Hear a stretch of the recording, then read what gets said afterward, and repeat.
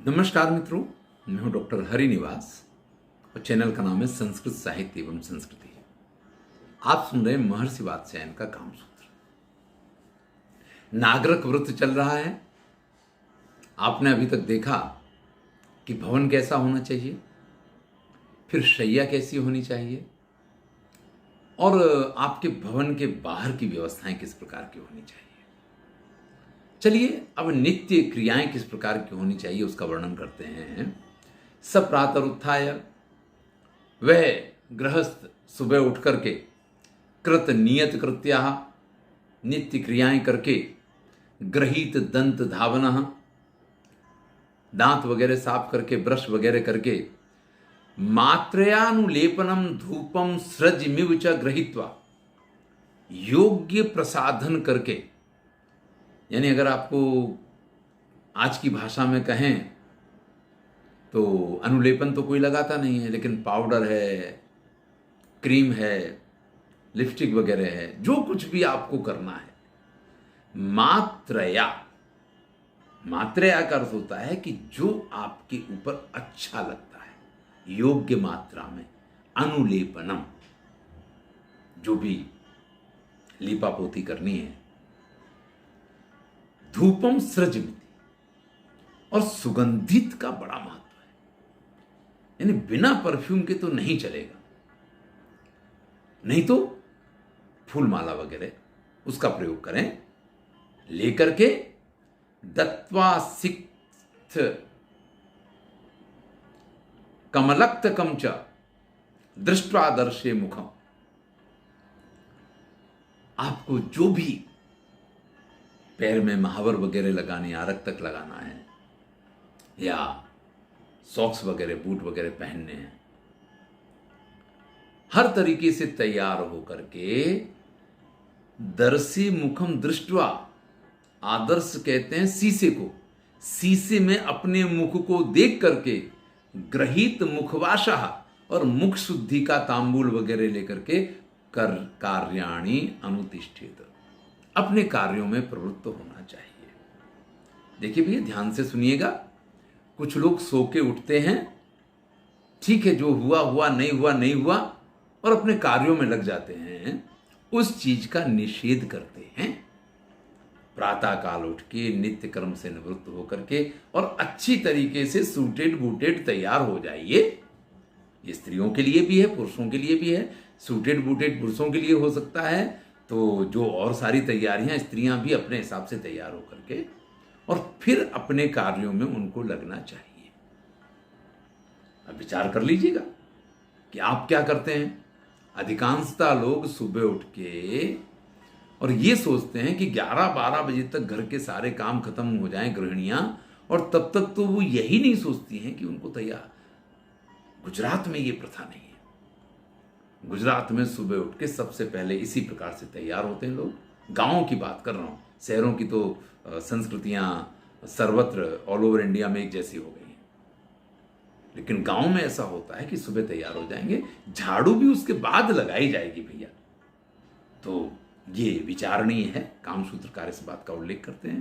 पुरुषों को, स्त्रियों को भी सबसे पहले सुबह तैयार होना चाहिए, फिर अपने कार्यों में प्रवृत्त होना चाहिए। अब भाई नित्य कर्मों में क्या क्या है, तो बोले स्नानम नित्यम, स्नान नित्य प्रति करना चाहिए। द्वितीयकम उत्सादनम, दूसरे दिन तेल मालिश वगैरह होनी चाहिए, उपटन वगैरह दूसरे दिन करना चाहिए। तृतीय कहा फेन कहा, और तीसरे दिन आपको साबुन वगैरह का उपयोग अवश्य कर लेना चाहिए। इससे लेट नहीं कर सकते हैं। आजकल तो लोग दिन में 2 बार नहाते तो 2 बार साबुन लगाते हैं। भाई साबुन कंपनियों का भी तो कुछ होना चाहिए ना, नहीं तो वो तो बेचारे इतने लोगों को इतना पैसा देते, उनका होगा क्या। तो लेकिन यहां तीसरे दिन कम से कम साबुन का प्रयोग होना चाहिए। चतुर्थकम आयुष्यम, चौथे दिन सेविंग, दाढ़ी वगैरह होनी चाहिए, इसका उल्लेख है। पंचमकम दसमकम व प्रत्यायुष्यमित्यहीनम, और जो हमारे इस प्रकार के अंग हैं कि जहां वैक्सिंग वगैरह के द्वारा निकलवाने होते हैं, तो उसका उल्लेख ये करते हैं कि अगर आप वैक्स करवा रहे हैं तो दसमकम, तो 10वें दिन होना चाहिए, और अगर आप वहां पे रेजर का उपयोग कर रहे हैं तो पंचमकम, तो 5वें दिन आपको उन बालों को साफ कर देना चाहिए, जिससे किसी भी प्रकार की वहां दुर्गंध वगैरह खड़ी नहीं, या उनका जो दिखना है। देखिए आजकल तो हम लोग क्या है कि सिले हुए कपड़े पहनते हैं, और सारे कपड़े इस प्रकार के होते हैं कि अधिकांशतः शरीर हमारा बगल वगैरह का भाग है ये सब ढका रहता है, पैर वगैरह भी इस प्रकार से ढके रहते हैं। लेकिन उस समय ऐसा नहीं हुआ करता था। उस समय पुरुषों के लिए भी ऊपर तो खाली एक उत्तरी ओढ़ा जाता था, कुर्ते वगैरह या शर्ट वगैरह या टी शर्ट वगैरह तो नहीं थे। स्त्रियों के लिए भी इस प्रकार से ब्लाउज वगैरह की व्यवस्थाएं नहीं थी।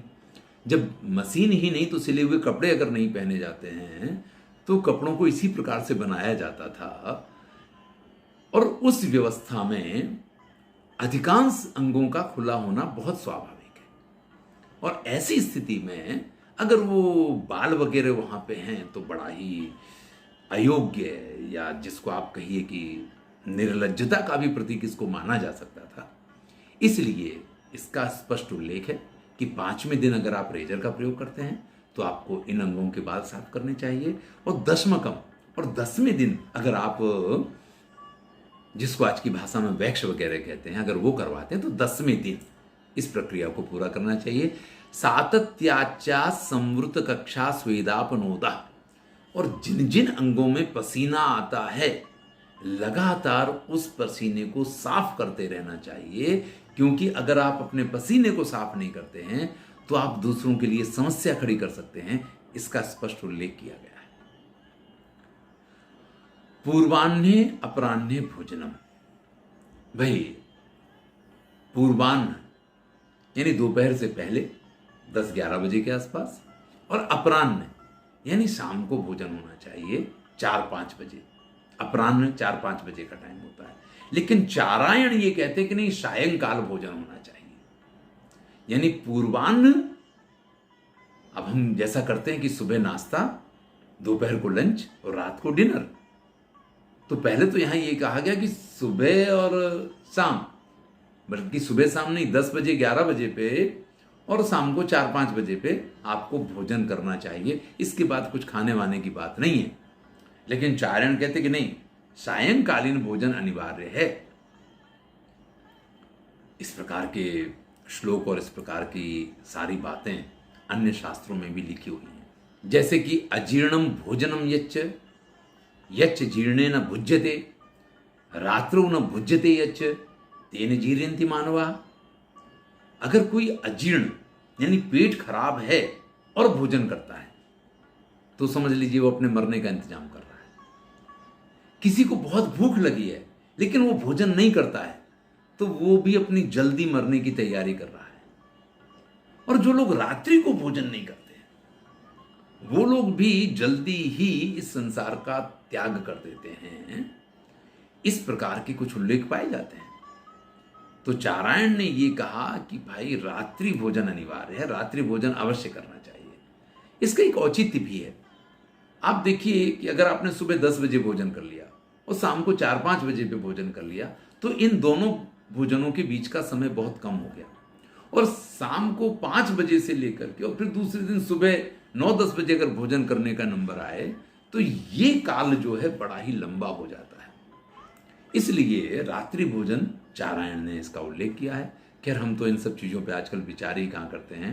आजकल तो यहाँ ये था कि हमें जीने के लिए खाना था, अब तो हम खाने के लिए ही जीते हैं। इस प्रकार की भी स्थितियाँ देखने को मिलती हैं। क्योंकि अगर आप घर से बाहर निकलते हैं तो मार्केट में 2 ही चीज़ें ज़्यादा दिखाई देती हैं, या तो खाने के या पहनने के। इसके अतिरिक्त और सारी चीज़ें तो बहुत कम हैं, लेकिन खाना और पहनना आपको लारियां भी मिल जाएंगी, आपको होटल भी मिल जाएंगे, या शॉप ऐसी ऐसी दुकानें भी मिल जाएंगी। तो यही आजकल अधिक हो गया है।